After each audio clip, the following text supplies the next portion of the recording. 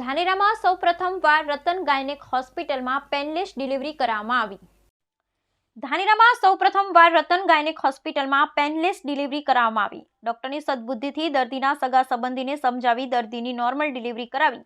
બાળક અને માતા બંને સ્વસ્થ. ધાનેરામાં આવેલ રતન ગાયનેક હોસ્પિટલમાં થોડાક દિવસ પહેલા એક રાજસ્થાનના દર્દીની પ્રસૂતિનો દુખાવો સહન થતો ન અને દર્દીના સગાવાલાઓએ ઓપરેશન કરી ડિલિવરી કરવા માટે ડોક્ટરને કહ્યું, પરંતુ રતન હોસ્પિટલના ડોક્ટર કમલેશ કોટડિયા અને ડોક્ટર સોનાલી કોટડિયાને આત્મવિશ્વાસ હતો કે આ દર્દીની અમો નોર્મલ ડિલિવરી કરાવીશું.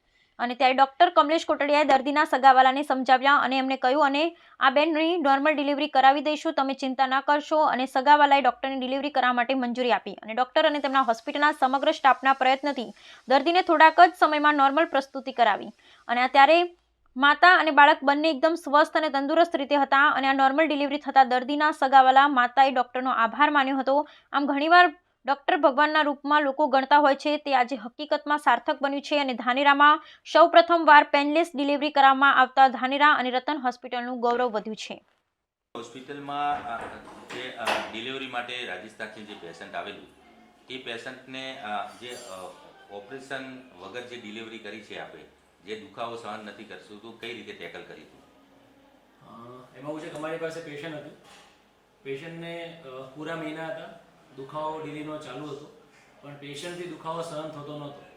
અને મેં એક્ઝામિન કરી તો લાગ્યું કે પેશન્ટને નોર્મલ ડિલિવરી થઈ જવું છે, પણ ખાલી દુખાવો સહન ન થાય એના માટે તેને ઓપરેશન કરવાની જરૂર મને લાગી નહીં. એટલે મેં દર્દીના રિલેટિવ્સને સમજાવ્યા અને એક નવીન પ્રયત્ન જે કહેવાય ધાનેરા ખાતે પેનલેસ ડિલિવરી, જેને અમારી ભાષામાં એપિડ્યુરલ એનાલ્જેસિયા કહેવામાં આવે છે, મેં સગાને સમજાવી કે આ રીતે આપણે એક દુખાવા વગરની ડિલિવરી પણ કરાવી શકીએ છીએ. સગાને સમજાવ્યા બાદ સગા કન્સેન્ટ અમને આપી, સાહેબ વાંધો નથી, તમે એ રીતે ડિલિવરી કરાવો. અને એનેસ્થેશિયાની મદદથી, અમારી સલાહ અને સૂચનથી પેશન્ટની સફળતાપૂર્વક નોર્મલ ડિલિવરી કરી. પેશન્ટ અને પેશન્ટના સગા ખુશ હતા. બાળક પણ એકદમ તંદુરસ્ત અને સારું હતું.